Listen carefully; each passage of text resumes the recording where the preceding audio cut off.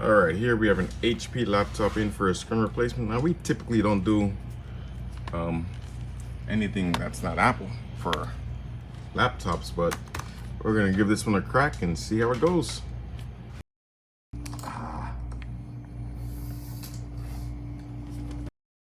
Bezel's off. That's the adhesive I was pulling out, and now the screen is free. Just gotta disconnect down there somewhere.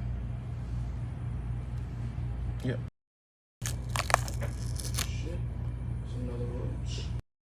We got the old screen out of there, and here's the new screen. Just testing things out before I add the adhesive and close her up.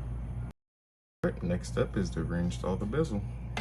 All right, there we have it. Here's the before, HP screen repair, and here's the after. Let's go ahead and restart. Touch is working at all.